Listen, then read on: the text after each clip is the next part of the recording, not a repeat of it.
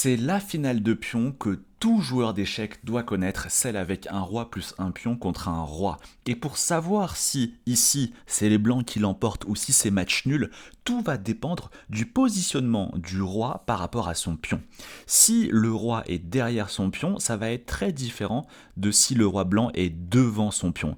Ici, le roi blanc est derrière son pion. Et dans cette situation, la position est toujours match nul. Mais attention, il faut savoir bien défendre avec les noirs. La recommandation que je vous donne, c'est que celui qui défend, il doit toujours reculer face au pion. C'est super important. Pourquoi ?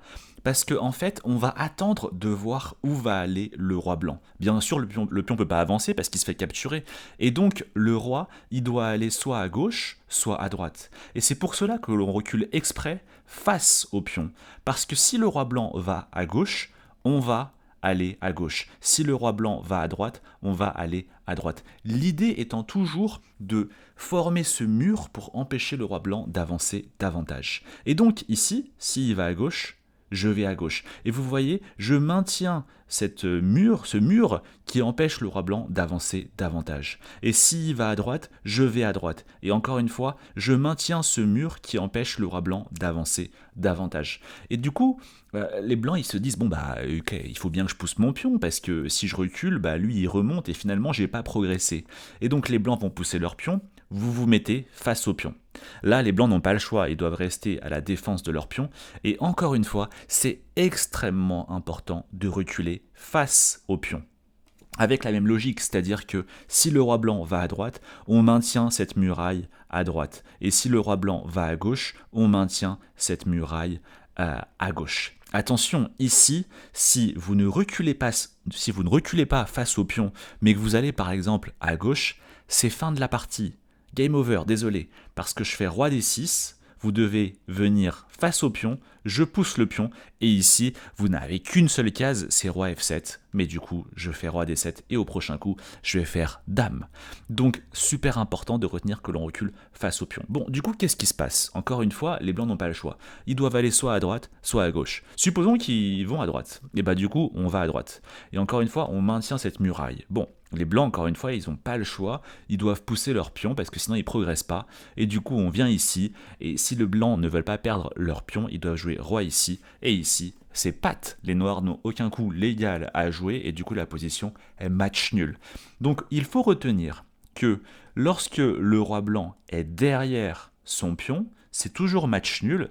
Mais uniquement si les noirs défendent bien et qui reculent et qui prennent l'habitude de reculer face au pion. On va passer maintenant à la deuxième situation, c'est-à-dire une situation où le roi blanc, il est devant son pion. Et là, vous allez voir que ça va dépendre. On a trois situations différentes. Est-ce que le roi blanc a l'opposition ? Est-ce qu'il n'a pas l'opposition ? Et où se situe le pion blanc ? Est-ce qu'il est en quatrième, cinquième rangée, etc. Bon, ça a l'air très compliqué, mais on va prendre tout ça étape par étape. Donc là, vous voyez, le roi blanc est devant son pion. Et en fait, pour savoir si c'est victoire ou match nul, ça va dépendre de est-ce que les blancs ont l'opposition. Alors, qu'est-ce que c'est que l'opposition aux échecs ? En fait, l'opposition, c'est quand les deux rois sont face à face séparés d'une case et que c'est à l'autre roi de parler le premier.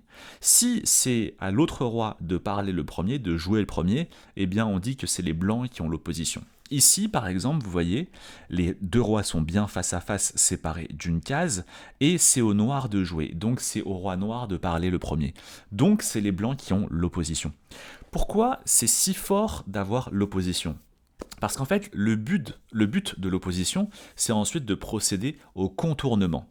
Par exemple, ici, vous voyez, donc les blancs ont l'opposition. Donc les noirs doivent parler le premier. Les noirs, ils vont aller soit à droite, soit à gauche. Si les noirs vont à droite, on contourne par la gauche, vous voyez ? Et si les noirs vont à gauche, on contourne par la droite. Donc vous comprenez bien l'utilité d'avoir l'opposition, c'est-à-dire qu'on force finalement le roi adverse à devoir bouger le premier, et s'il va à droite, on va à gauche, et s'il va à gauche, on va à droite. Alors pourquoi c'est si fort que ça, que de procéder au contournement ? Eh bien, c'est parce que le roi, il va contrôler toutes les cases qui se situent devant son pion, et il va pouvoir l'accompagner tranquillement jusqu'à la promotion grâce au fait qu'il ait réussi à contourner. Ok. Donc là, par exemple, regardons ce qui se passe. Donc ça, donc le roi est devant son pion et les blancs ont l'opposition, la position est gagnante.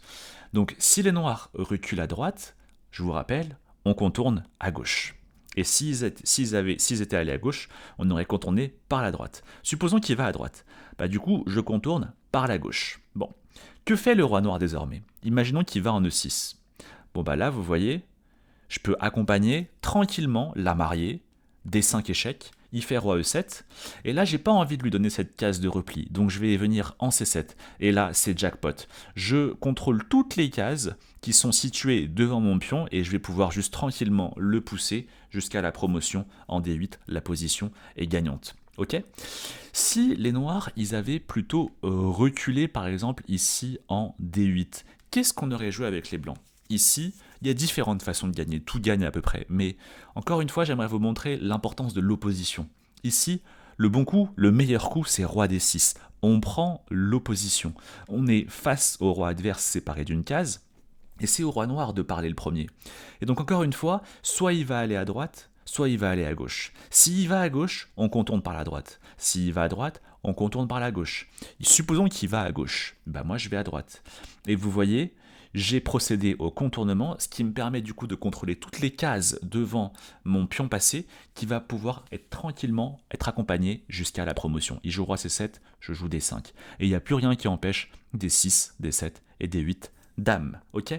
Donc ce qu'il faut retenir de cette situation, c'est que quand le roi est devant son pion, comme ici, et que il a l'opposition, la position est toujours gagnante. Mais qu'est-ce qui se passe du coup quand le roi n'a pas l'opposition? Donc là, vous voyez, le roi est devant son pion, et supposons que désormais ce n'est pas au noir de jouer, mais que c'est au blanc de jouer. Eh bien, lorsque le roi est devant son pion et qu'il n'a pas l'opposition, la position est match nul, sauf une exception qu'on va voir juste après. Alors là, vous voyez, du coup, malheureusement, effectivement, c'est top, le roi est devant son pion, mais malheureusement, c'est au roi blanc de parler le premier. Et malheureusement, bah, ça veut dire que les noirs ont l'opposition, parce que les rois sont face à face et que c'est au roi blanc de parler le premier. Et du coup, on sera dans l'impossibilité de procéder au contournement. Pourquoi? Parce que si je vais à droite, le roi noir, il va aller à droite et maintenir cette muraille. Et donc finalement, j'arrive jamais à contourner, parce qu'à chaque fois, je me retrouve face au roi noir. Et si je vais à gauche, le roi noir, il va à gauche et il maintient cette muraille. Et encore une fois, je ne peux pas procéder au contournement parce que le roi est fait face à moi. Et en fait, au bout d'un moment, bah, je suis là, il m'accompagne, je vais à droite, il va à droite, je vais à gauche, il va à gauche, je vais à gauche, il va à gauche, je n'arrive jamais à contourner. Et donc finalement, au bout d'un moment, je suis agacé et je vais pousser mon pion. Il va venir ici et je dois encore pousser mon pion. Et finalement, on transpose dans la première situation où mon roi est derrière mon pion, et je sais que cette situation elle est match nul à partir du moment où le camp qui défend il a la bonne habitude de reculer face au pion. Ok. Donc vous voyez, c'est très subtil ces finales. Hein. On se rend compte que cette position, du coup, si c'est très haut blanc, bah ça gagne, et si c'est très au blanc, c'est match nul, et si c'est très au noir, on se rend compte que bah, ça gagne pour les blancs. Donc vous voyez, ça se joue à rien, ça se joue c'est à qui de jouer. Ok, et tout cela est lié à ce thème majeur qui est l'opposition. Et lorsque vous l'avez, ça vous permet de procéder au contournement, et quand vous ne l'avez pas, ça vous empêche de procéder au contournement. Donc, pour récapituler pour l'instant, donc quand le roi est devant son pion et qu'il a l'opposition, il gagne. Quand le roi est devant son pion et qu'il n'a pas l'opposition, c'est match nul, sauf une exception, c'est quand le pion blanc est déjà en cinquième rangée. Et je vais vous montrer cette situation. Imaginez que maintenant, on fait monter toutes les pièces d'une rangée par le haut. Et bien, désormais, la position est gagnante, même si les blancs n'ont pas l'opposition. Comment l'expliquer? C'est facile. Là, vous voyez, malheureusement, je n'ai pas l'opposition. Hein, donc, je fais roi E6. Le roi m'accompagne à droite. Et il maintient cette muraille. Je n'arrive jamais à contourner. Mais c'est pas grave. Parce que je joue D6, il joue roi D8 et je joue D7.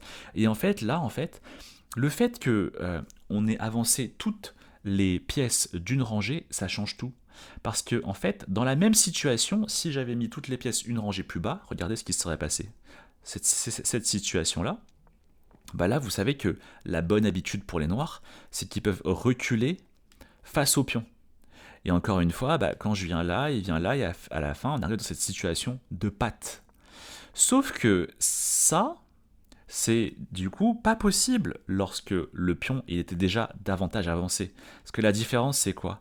C'est que désormais, là, malheureusement, on est sur le bord de l'échiquier, et le roi noir, il ne peut pas faire roi D9. Il n'y a pas de case en D9. Et donc il ne peut pas reculer face au pion. Et il est donc du coup obligé d'aller en C7. Et du coup je joue roi E7, et au prochain coup, je fais dame.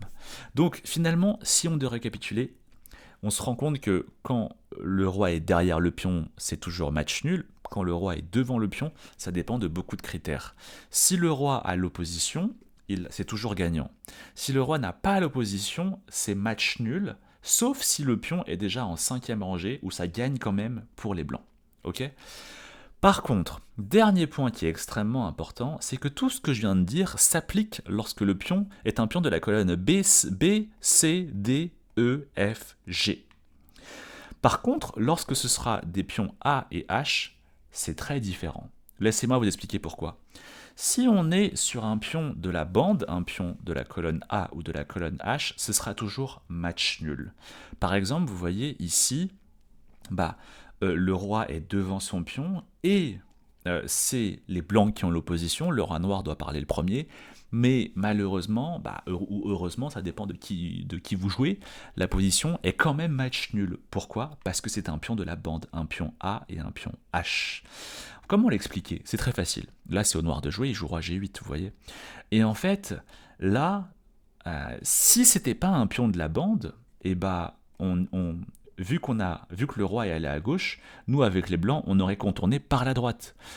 Idéalement, on serait allé sur la case A, B, C, D, E, F, G, H, I. On serait allé sur la case roi I7. Si j'aurais pu, j'aurais joué roi I7. Je peux pas faire la flèche, vous voyez. Et j'aurais procédé au contournement et j'aurais ensuite pu accompagner mon pion H jusqu'à la promotion. Sauf que c'est pas possible. On est sur le bord de l'échiquier et il n'y a pas de colonne I aux échecs. A, B, C, D, E, F, G, H, I. Ouais, c'est I après H. Et du coup, comme je ne peux pas procéder au contournement, je dois rester là. Et en fait, ce qui va se passer tout le temps à la fin, c'est que ce sera patte. Ok?